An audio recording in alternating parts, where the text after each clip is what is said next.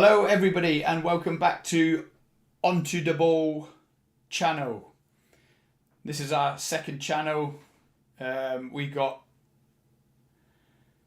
closed down for a few reasons. I don't know what happened, Trav.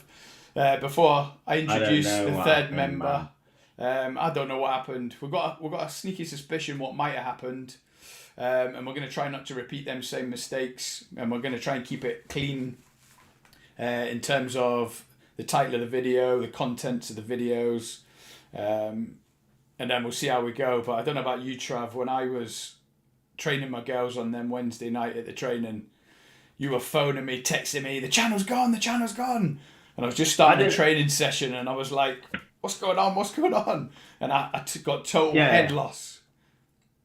To be honest, I think these small community breaches, they do happen a lot with new channels. So when I did my research on the potential reasons of what it could have been, then it was of no surprise. So something that you live and you learn and you move on. So we're fresh, we're ready, we're back, we're Absolutely. ready to go on the new channel. We only had 17. We had 17 subscribers. Imagine we had 1,700. Yeah, it felt awful just to lose the channel with 17, but we're back. That's not going to stop us. We're going to be bigger, better, tidier, tighter, and they're not going to keep us down. So this should be episode 4, but it's now episode 1 and we go again. Would like to introduce the third wheel. His name's Neil. He's a massive Arsenal fan. It's been his idea to be with us in these podcasts, but he's been so busy with a new job in the last couple of weeks, and he probably won't be with us all the time, mainly because he's not crazy about ball like me and Trav.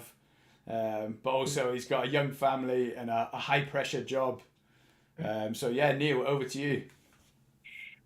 Turns out the channel got closed because I wasn't on it. That's what I heard. They needed to bring on the viewers and subscribers. So I'm looking forward to it. Obviously, there's been a few teething problems which you boys have sorted out that I've had nothing to do with. So I just come in when it's all plain sailing, talk about the chat, the ball.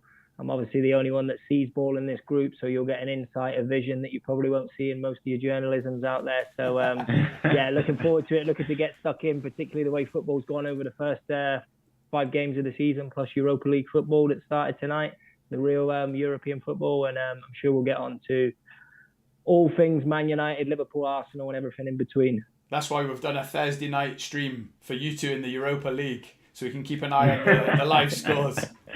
The Emmerdale Cup. Yeah. Well, obviously we've got so much to go through. We wanted to talk about the weekend's games, but we've been busy over the weekend. Didn't manage to get the stream up and running Monday, Tuesday. So much to go through. Man U versus Arsenal. VAR from the weekend, which was just a debacle. But where else do we start than Liverpool last night? I don't know. What do you two want to know? Ask me something and I'll be honest. I ain't gonna lie, I've been loving it, to be fair.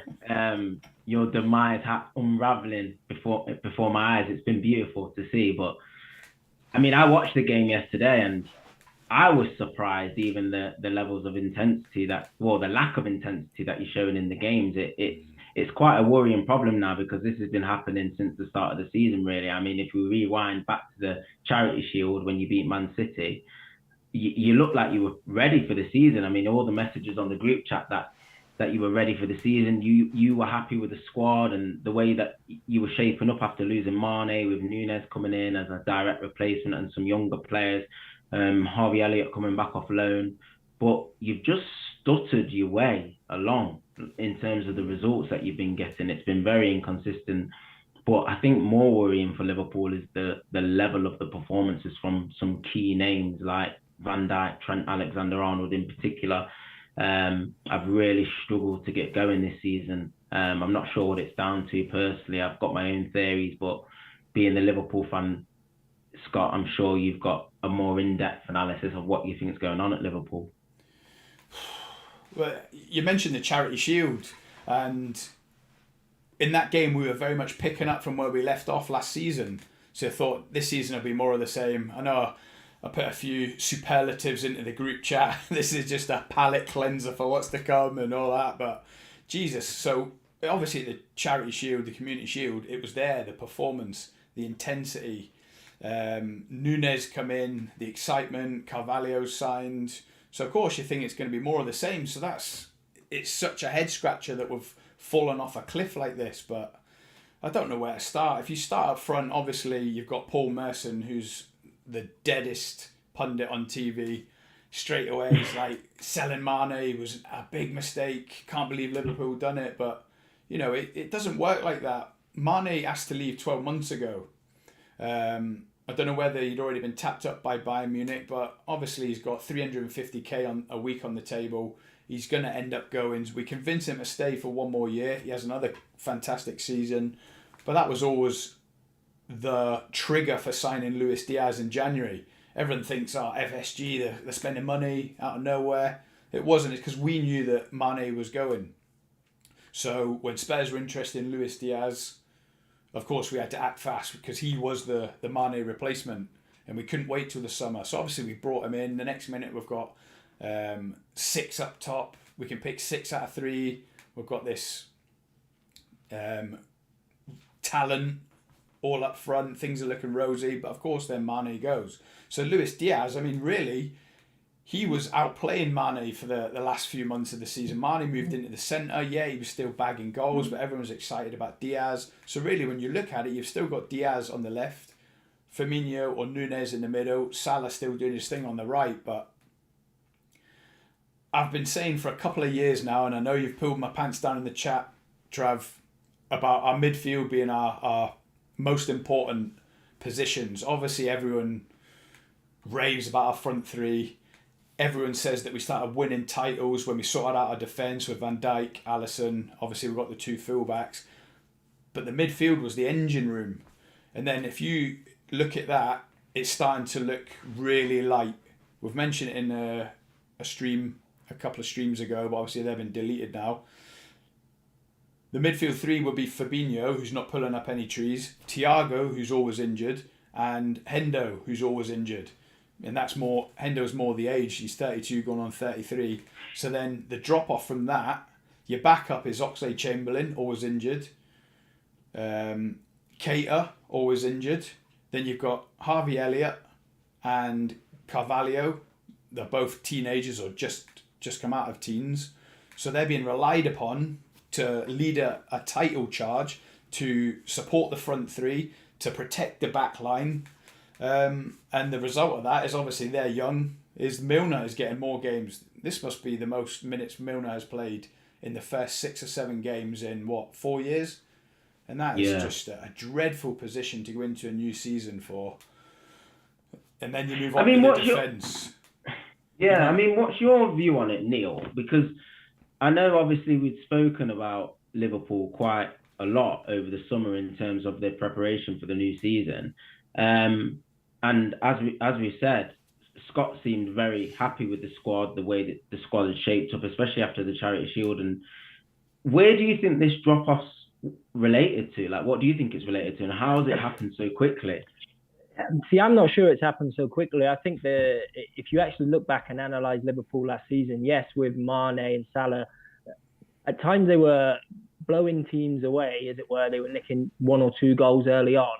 And it was almost flattering what was the issues that were coming in the rest of the team. I mean, that midfield has been aging for a while. I don't think it was that great when they were in their prime, Hendo, etc. Van Dijk had a knee injury. He's over 30, and that was, 18 months, 2 years ago. So that was always going to be a bit of an issue if he was exposed more often, which he has. And I think they just, which some teams do when they go on and win a league, Arsenal, Man United did it when they were dominating. You just don't see the areas that you need to strengthen. And I think United looked at, Paul's looked at, okay, Mane's going, that's the big area we need to replace, and we're going to have this firepower up front. But they didn't look what was happening in behind that and that protection and freshening up the midfield, but not with a 19-year-old Harvey Elliott or a Carvalho, somebody coming in 24, 25 that had a bit of European experience or won something in another league somewhere. So I don't think it's so much, for me, it hasn't been a big surprise that it's happened. I did think that Liverpool were going to struggle this season, maybe not to the degree they have so far, but I didn't think they were certainly going to be blowing teams away and really stretching Man City for 90 plus points again this season. I just think it's a lack of identification in the right areas. It's almost like what United have done a couple of years ago, where they've gone out and tried to buy a few marquee signings. We'll get Nunes in at 70 million without thinking, well, actually, is that the right signing for us at this time for a project? Because there is a rebuild on at Liverpool, and I don't think they've really noticed it till now. Probably the window's shut. They've made a bit of a panic buy with Melo. Can't get in a poor Juventus team in a not great league, and he's meant to be the answer. And we're told that, well, Liverpool have identified him for a while, but I can't see it with him really. Yeah, absolutely. I can't agree with you more. Obviously, when Wijnaldum left, he wanted to stay and we wanted him to stay, but obviously he wanted up Salah money, 200k a week. We would probably, because he was in his 30s, we were only going to offer him 120. So he left against his will. You're right. We didn't bring in a 24, 25-year-old to take his place, with the thinking being we've got Keita and Oxlade-Chamberlain, but they're just miles off. Both their careers have been an absolute disaster. Let's be real about it. So what you're left with is this kind of patched up midfield, and Harvey Elliott and Carvalho going from the future of Liverpool to the now. We need you now. I mean, Harvey Elliott has probably been our best player the last couple of games, outside of probably Luis Diaz. And that's great for him and his experience, but you can see just when you're going away to Old Trafford, you're going away to Napoli, we just need more. And like you say, that's not even going on to the defence. I don't know what to say about Trent Arnold. I honestly not know what to say. People are dribbling rings around him and he's jogging. They're 1-2ing around him. Gomez, he barely played last year. Gomez, he must be. I've not seen him perform that bad. He must be. It was like a mixture of. It was a mixture of nerves, not being in the right position, just lack of aggression, just everything he could have done wrong went wrong for him. And I said about him about 10 minutes before the half ended, I messaged the chat and I said, take him off at half time. It's not fair on him, because it became a little bit embarrassing in the end. He just couldn't make one correct decision. And I think it's worrying because you've got Konate who's not quite fit. He might be back in training now. Is he back in training, Konate? Not as far as I know. Is he not? No. Matip's back, obviously, come on last night. But you mentioned Gomez, he had an absolute stinker. That was like when we got beat by Spurs 4-1 at Wembley. Klopp hold Dejan Lovren off after about 25 minutes. He could have done the same last night with Gomez. But Gomez was trying. Don't get me wrong. He was getting ragged about. Everything he'd done was wrong, but he was trying. But Trent Arnold was just jogging about. He wasn't tracking back. He was kind of shrugging his shoulders. It's just, and that's not the first game. Obviously, Man United was just the same. And I don't know whether his ego's got too big. He's not hungry anymore. If you're going to be a top right back, like Philip Lahm and all them from the 90s, noughties, and you've got to carry on having that desire. Gary Neville, even at Man United, however, he won 8 Premier League titles. I don't know. He's just he hasn't got any desire. I think it leads perfectly on to Jurgen Klopp really, and basically his involvement in the whole piece, because obviously I think is this his 7th season now? Start of his 7th season or 6th? At least his 6th full season. October. Liverpool fans love the full season, don't they? The 6th full season. They like to pretend that first season didn't happen. He came in a week after the league started, but we don't talk seasons. We don't talk seasons. We talk transfer windows. So he's had 15 transfer windows. I think with Trent Arnold though, you think it wasn't that long ago that Southgate was getting hammered not for taking him for England, but again, I think he's again another player that benefited and now is really struggling with the system, because when there was the high press, winning the ball high up the pitch, and teams weren't getting much of the ball when he was living on the halfway line of most games and whipping balls in like David Beckham, he could get away with it. But now I think football as well has moved on, and it comes in cycles, and the way that football's being played now with teams that are kind of a real number 9, and teams are playing a little bit differently this season, it means he is under more pressure to defend, and that because of the age of the midfield and it not working as hard as it has done. Salah on that side, I think I know he's still going to score goals, but I think he's showing the fact that he's over 30 at the moment and he doesn't, he doesn't generally track back. He's a bit of a luxury player, so he's been put under a lot of pressure in an area that probably wasn't his strength, but got away with quite a lot when Liverpool had the free-flowing, high press. Mane definitely took some of that burden off Salah. Do you know what I mean? If one didn't score, the other one would, and you just wouldn't even notice. I think teams are noticing it now as well. As Neil, you just mentioned with the high fullbacks, I think teams are starting to cheat now. I think they're just leaving the wingers sort of on the halfway line, in and around the halfway line, knowing that they're going to get the ball back and they can exploit that space. I mean, in terms of Napoli yesterday, they used that space in the channel so much. Do you know what I mean? The ball didn't really even need to be accurate because Gomez and Van Dijk, they just didn't fancy running back towards goal at any sort of pace. And it just killed you. If you look at most of the goals, they came down the sides. The penalties came from coming down the sides. And I think that is a real weakness for you, those wide areas. Like you said, Diaz is a real workhorse. And I think you're going to see that from him all the time. He's the only one who can really come out of this with his head held high. But like you said, Salah's not really one that's known for doubling up and helping fullbacks. But if your fullback don't want to defend, there's no point your winger coming back anyway. So I think, like I said, going back to the manager, this is the biggest thing for me now, because the manager now has been here for 6-7 years, coming up for 7 years. When they've been in direct competition with Man City for so long, it's basically been those two fighting out for the title. And let's be honest, 9 times out of 10, he's just come up short.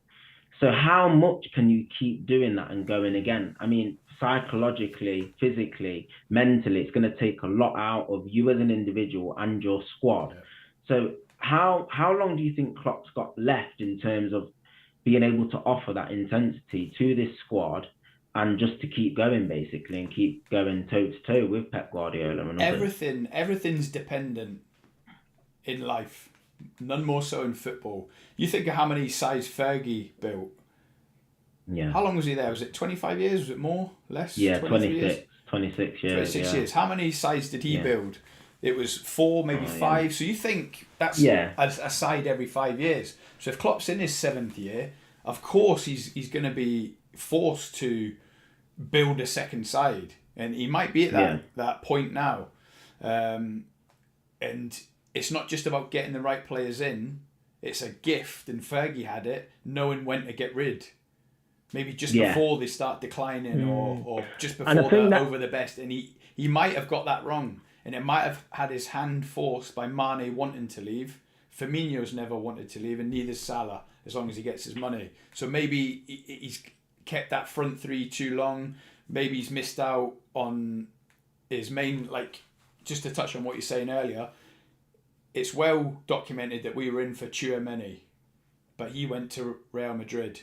So by the looks of things, we spent that money on Núñez. So if that hadn't happened, Tchouaméni would have come in. That had been the young CM that we were craving. That might have fixed a lot of problems at the minute. And like Neil said earlier, Trent Arnold now, without that engine room midfield that I've always said is our greatest asset, he's having to defend so much more. He's not getting the protection, so he's getting exposed, basically. He's probably defending more than he's ever defended. He's not the best defensively. And, I don't know. You're relying on the owners. Is he going to be... It's not so much can Klopp still bring that energy and desire. I'm sure he can. Can the owners allow him to build a second side?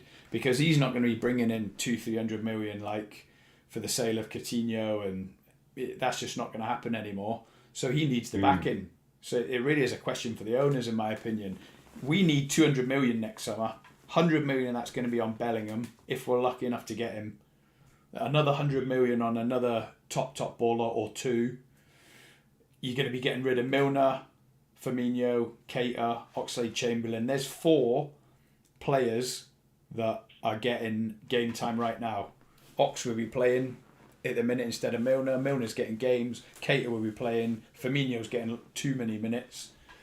It's massive. It's massive. And I'm worried, I got to admit. I just hope we can hang in there, get top 4, get all the players back from injury. Jota's back, Thiago's back, Matip's back. Nunes is back off his suspension. Curtis Jones will be back soon. And then, that's what it's come to after me I tell you what, chucking in the sauce about a palate cleanser. Give me the top four cup. Top 4 cup and hoping Curtis comes back. Yeah. How much pressure, just before we move on from Liverpool, Neil, how much pressure do you think Klopp is under from the owners? I think he is. I'm not sure he's under pressure from the owners, because a little bit like when Wenger was at Arsenal, I just don't think the owners, he's taking over. Liverpool's making money. They're a good franchise. They're not, even when they've spent money, I know we talk a lot in the chat about the net spend cup. Similarly to when Wenger was there, they got lucky. Liverpool had a bit of a golden time where everything came to place at once. Coutinho went for 130 million. They managed to get a couple of good deals over the line. Mane was one of them. Used that money wisely, and then a bit of investment at the same time. So they almost had a bit of a perfect sunshine, and that's not going to happen for Liverpool. And I do think what Scott said is Klopp has missed the window. I do think some of these players should have moved on. And really, we should be seeing the second season of some of these either youngsters or somebody brought in from Europe. And maybe they've taken a bit of a hit last year. Still challenged for the league, because I still think they would have been better than the rest, apart from Man City, but then could have gone again this year. The problem they're going to have is because they need to sell to buy, because the owners don't put a huge amount of money into the club. Where are they making that money from? Because the players Scott's just listed, nobody's paying more than 5 million for Oxlade-Chamberlain, Milner, Keita. They're all even on a free. They're all going on a free. Yeah. So you're almost doing what Arteta's done, and it's hoping people are either going out on loan or you're just shipping them off the books, and it's their wages that are going. So he's going to have to be very clever in the market. He's not had to go through too many cycles like Wenger or Ferguson of rebuilding a squad. So that's going to be a challenge for Klopp, in the hardest league in the world, to try and get that right at the right time and still try and challenge. But I think there is pressure from the fans. Obviously, there's a lot of that love Klopp, but there is dissent, and has been, when they feel that he maybe should have won more in this time. Yeah, but them fans, I was debating with a few on the comments in the TalkSport today, just venting a bit. But you can see what Klopp's doing. Obviously, it's not all doom and gloom. I just want to end up on that, because we've got to get on to Man U versus Arsenal from last weekend. But you can see the shape of the side there. You've still got Alisson, Arnold, Gomez, Konate, Robertson, Fabinho, Elliott, Carvalho, Diaz, Nunes, and Jota. So there's still a core team there. There's a nucleus there. Yeah. Is that the nucleus of the players we just hammered? Yeah. Get Gomez out, but he's the next 10 years. He's the future. But yeah, let's swiftly move on before I get the noose out. Let's get on to Man U versus Arsenal. Unfortunately, I was still coming back from Ibiza, so I missed the first half. I got delayed 2 hours and I was raging. But I've seen the second half. I've seen the highlights. Before I pass it over to you to thrash it out, Arsenal were the better team from what I've seen. Man United took their chances, and that's what it's all about. Sure. Do you want to start, Neil, with Arsenal? I'll let you go first. Get the gas out of the way, and I'll come in with a bit of Yeah.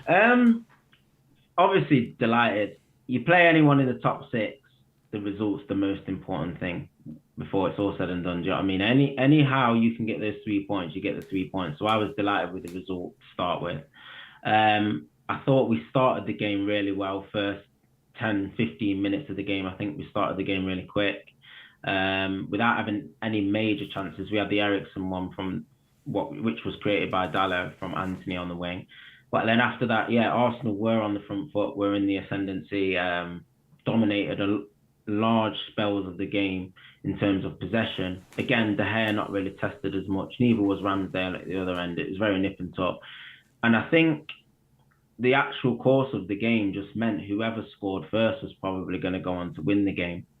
Just touching on the VAR incident with the Martinelli goal, I do believe the fact that the referee witnessed what happened and then didn't decide to give the foul and then went back to VAR, I actually thought that was wrong from a Man U perspective even. It was horrendous. I don't think they should have gone back and reviewed the incident at all. So I do feel that goal should have stood. But going back to VAR, I believe the incident was a foul. A lot of people have said it's soft. I can see where they're coming from with that. I think it's 50-50. I think it could have went either way. And we got the rub of the green with that decision. The goal was an excellent one from Anthony. I'm really pleased with him on his debut. Again, he showed glimpses of what he's capable of, but it's his first game. He's trying to integrate with new teammates. It's understandable. And he was up against a good opponent in Zinchenko. So I was pleased with how he did. Took his goal well. And then in the second half, the goal was coming. Arsenal, more of the same in the second half. I think they started the second half really brightly. I do think the goal was a little bit of a giveaway from Varane, personally. I think he gave the ball away quite cheaply, but they still like to punish United, and they did punish us. Saka with a good finish. He was having a good season. Even though that was his first goal, I do believe he is having a really, really good season for Arsenal. But again, just to finish on United, we was always a threat on the counter. Arsenal defended surprisingly quite high with the pace that we had in behind. I thought Arsenal defended really, really high. I was surprised that they defended so high. And to let Rashford have that much space was in behind was very surprising. But I think he took both of his goals well. And from when we went 3-1 up, I thought we saw out the game very well. Ten Hag made good substitutions, bringing on Casemiro and Fred just to show it up. So yeah, I was pleased with the 3 points. Casemiro and Maguire. Yeah, maybe not Maguire. Give me a card straight away. But Casemiro and Fred just showed up the midfield, and I think we saw out the victory well. Just to jump in there quickly before Neil starts, it was a foul. He did give him a nudge, but the referee was right there. VAR always says we're not here to re-ref the game. It's supposed to be for the things that the ref did not see. How was that ever sent to VAR? I mean, we'll try to touch on it later if we've got time. I know we're on a timer here. But it's just, you must have been pulling your hair out, Neil. For me, the whole game hinges on the VAR decision. You go to Old Trafford or away from home, you ride out the first 15, 20 minutes. The crowd had their tails up. They just turned Liverpool over, the week before, and it's kind of all rosy. Things are looking different under Hag. But those big games, more often than not, whoever scores first wins. And I think the problem with VAR is, it was an absolute debacle this weekend, but that was every decision was re-reffing the game. If you look at that one and you don't even need to slow it down, the ref is within 5 yards of the incident. There's no player in front of him. He looks direct at the incident and he plays on. And the referees have said that they want a more physical element in the game and they're not going to give away decisions. Now, if you go back a week, Saka gets picked up in the box and body slammed. The ref sees it, looks at it, nothing doing. So you say, fair enough, if the ref gives it, VAR probably back him up. But again, because they're saying there needs to be a little more physicality in the game and, not every contact is a foul. For me personally, and this is the problem, if it was a United, the other way around, I didn't see it as a foul. I thought that they've both gone in. There's a niggle. There's no force used. The ref has looked at it. And that comes into the re-reffing of the game, which is not what VAR was brought in for.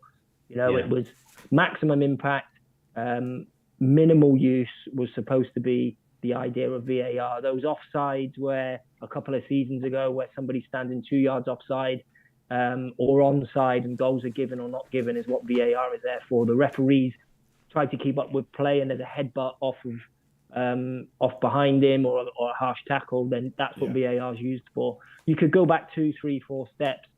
I just feel with VAR, there's too much pressure on the refs in the VAR room to do something, but also I feel like the refs on the pitch just either think they can play on because VAR will bail them out and they're not making the right decisions, or they're questioning themselves all the time. So at the moment, I don't know how on the continent it works, but still here it's a debacle every week. And it changes the game. Yeah, the bit I hate the most is, like you say, if that was in the box, I hate when it changes the decision dependent where it is on the pitch. If that was in the box and the ref was right there and he waved play on like he did in the middle of the pitch, VAR wouldn't have looked at that because they're not re-reffing the game. The ref was there, he didn't think it was a penalty, but all of a sudden they're re-reffing it when it's in the middle of the pitch. Why is that? It's Yeah. constant It shouldn't matter inconsistencies where it is. every single week. But I think if I get onto the game and I take that out, strangely, I think United deserved to win the game, even though we played, the better football for the majority. And I think it does come down again to, I think if we scored that goal, we would have gone on to win it. We still do have quite a young team, a little bit of naivety. And I think we got a little bit carried away within the game, and Man United managed the game better. So although we had the more of the possession, the better chances without really creating anything where De Gea had to save, United actually, it almost played like the away team. They looked to hit us on the break. I think it was a bit naive from Arteta not to drop another 10 yards with the line he was playing. I know he wants to do the high press and win it up the other end of the pitch. But, United's tails are up at the moment. They've had a lot of pace up front, rejuvenated under a new manager. I think we just didn't manage the game very well. And I think you'll get a lot of that from Arsenal this season, maybe playing great football, but not having, what Liverpool have got an abundance of, maybe too much experience to see games out, to take the 1-1 away at Man United. I think we got a bit too carried away with, we won 5 in a row, and now we need to win the 6th and win the 7th. And yes, you want to win every game, but you can see with substitutions, he was going for it, wasn't he? But it's been well documented by all the pundits. They said you were on top. You didn't need to change anything. Yeah, I think he was, but to give credit to him, Zinchenko was coming in not fully fit with a knock. Ødegaard was coming in not fully fit with a knock. So I think he had to change those two. I think in his mind, they were probably only going to get about an hour, 75 minutes, both of them. So I feel that they may have been a little bit forced. And then I think maybe he could have held off on the Nketiah one and just made the double substitution, seen that out for, 10, let it settle, and then bring Nketiah on. So I give him cut him a bit of slack, because I do think there was obviously injury issues with Zinchenko and Ødegaard, which probably forced his hand a bit. But I think he was, trying to go for the jugular and win. I think we all just got a little bit carried away. When I saw the team sheet, I did think a few of them boys aren't fully fit. I knew that I was surprised, like he could have played Tierney at left back and played Zinchenko in the midfield. I think Lokonga struggled a little bit just to get to grips with Fernandez's position. Yeah. And I think that comes down to Arteta as a young manager, because the game before where he came in, Lokonga, he was excellent. But he was excellent against a particular opposition. Played well in the comfort of playing in his own stadium, etc. And he's a young lad and not had many minutes. And I think you look at it, and like you say, you bring Tierney in, who's fit, and Zinchenko steps inside a little bit too much, which he did for the Antony goal. He gave him way too much space because he wants to drift into that central midfield position. And he needs to tighten up in the big games, because that's going to cost us. You could get away with it with teams further down the league, but he was tucking in a lot, and then United exposed it. So I do think a bit of naivety from Arteta. I think he should have probably dropped Zinchenko in there and Tierney at left back, but we were playing good football. So I think Tierney's experience would have been quite key as well. Yeah. Just with him being a senior player in a game of that magnitude, I think you just need as many types of profile like that as possible. I think he really would have helped, especially in the latter stages of the game coming on. Like you said, at 2-1, there should have been no panic. With 20 minutes to go, he could have quite easily come out of there with an equaliser. 2-2 would have been a brilliant result in that game for you. Being unbeaten he's still top of the league, but being top of the league unbeaten would have been a fantastic result for you at Old Trafford. Where's that top? Is that top of the league? Yeah. Yeah, he's top of the. Yeah, top of the league. Okay, just wanted to double check that. But I think Neil, just touching on Tierney, do you think that's Tetz's long-term plan, to have Tierney and Zinchenko in the same side, and Zinchenko taking up a position in midfield, which was kind of where he was coached coming up, wasn't it? He was kind of a left back by default. I think so. I think, and that's why we didn't bring in a midfielder. I know a lot of Arsenal fans were calling for a winger and a central midfielder because Partey's, struggled with injuries. We did have injuries coming into the game. We missed a couple of players, and United were on a crest of the wave. I was worried for us going into the game. I thought we may draw it or 2-1 United. I wasn't overly confident we'd win the game. Just from the momentum, we picked up a couple of knocks, whereas United were getting their kind of marquee signings in. But yeah, I see it maybe more Zinchenko stepping inside, because even as a left back, he's been doing that, and Tierney being more of an out and out left back up and down that side of the pitch with Martinelli. So good on the ball as well, Zinchenko. So good on the ball. I think good stock, isn't he? Yeah, he's good. He's good. Right, we're running out of time. Still so much to talk about. Probably do a weekend preview if the football doesn't get cancelled. God bless the Queen. Some really sad news coming through. But yeah, we'll see if the Premier League games go ahead this weekend. Maybe come on and do a stream tomorrow night if you boys have got half an hour spare. But I'll just finish off a little bit on Liverpool, Everton, because we haven't really touched on that. But that game, it was kind of Liverpool all over at the minute. We could have won it 3-0. We could have lost it 2-0. It was just crazy. It was an enjoyable game. I've been to Anfield and watched an Everton Merseyside derby before, and it was 0-0 as well, and they called it the best 0-0 there's ever been, but that was up there. We hit the post 3 times, they hit the post, a goal disallowed by the Scouser, Connor Cody. It was just a crazy game. How it ended up 0-0, I'll never know, but Everton probably needed the result more than us at the minute, because Frank's really struggling. They've lost all their funding, sold quite a few players, Richarlison and stuff. But yeah, probably on the whole, a draw was a fair result. The draw specialist this year, aren't you, Liverpool? Yeah. We need a couple of wins. Yeah, Okay. Shame you did. Cheers, boys. Nice one. Thanks. Cheers for joining, Neil. Hope you join on the next one. If you do, we might consider changing the description to 3 football fans. But let's see how you bed in. I know you're a busy man. But yeah, really appreciate you coming on. And we'll see you in the group chat, boysies. Yeah. West Ham have just gone 1-0 down at home in the Europa League. Just a little sign off. No one cares about Europa League, lads. That's what they're all here for. They're all here for the Europa League. I've got United on, so. Nice one. Right, speak soon, guys. Cheers, boys. Yeah,